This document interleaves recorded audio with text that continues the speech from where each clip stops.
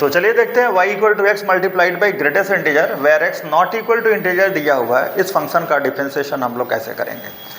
तो इस क्वेश्चन को करने से पहले हम ये समझते हैं कि यहाँ पे ग्रेटेस्ट इंटीजर का मतलब क्या है, और ग्रेटेस्ट इंटीजर का मतलब समझने के बाद से फिर हम लोग क्वेश्चन को सॉल्व करते हैं।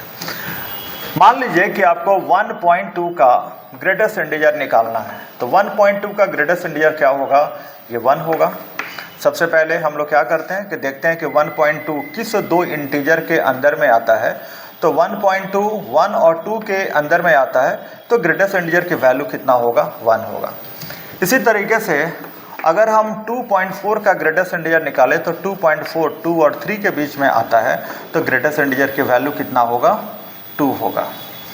इसी तरह से हम देखें कि 3.1 का ग्रेटेस्ट इंटीजर क्या होगा, तो 3.1 3 और 4 के बीच में आता है, तो ग्रेटेस्ट इंटीजर की वैल्यू कितना होगा, 3 होगा।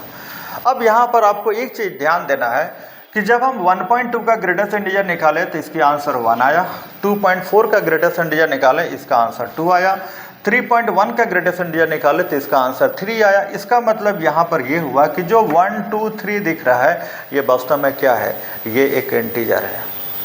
तो यहाँ पर हम क्या करेंगे कि जो ग्रेटेस्ट इंटीजर x लिखा हुआ है हम इसको n मान लेंगे, और n क्या है, एक इंटीजर है, हम ऐसा कहेंगे। ठीक है, हम ग्रेटेस्ट इंटीजर की वैल्यू 1 भी हो सकता है, 2 भी हो सकता है, 3 4 5 कोई भी इंटीजर हो सकता है, तो उसको लिखने की ज़रूरत नहीं है। बस हम क्या करेंगे, इसके इक्वल टू हम n लिखेंगे और बगल में यहाँ पर आपको लिख देना है कि n क्या है, इंटीजर है।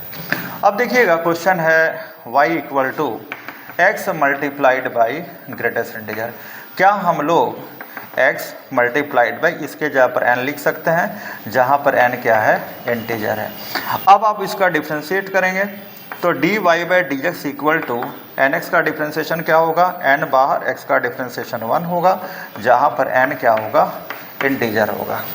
तो dy बाई डी एक्स की वैल्यू क्या आया, dy बाई डी एक्स की वैल्यू यहाँ पर n आया। और आप एक बात और बताइए, n किसके बराबर है, ग्रेटेस्ट इंटीजर के बराबर है। तो बस आपको लिख देना है कि dy बाई डी एक्स बराबर ग्रेटेस्ट इंटीजर होगा, और यही आपका आंसर होगा।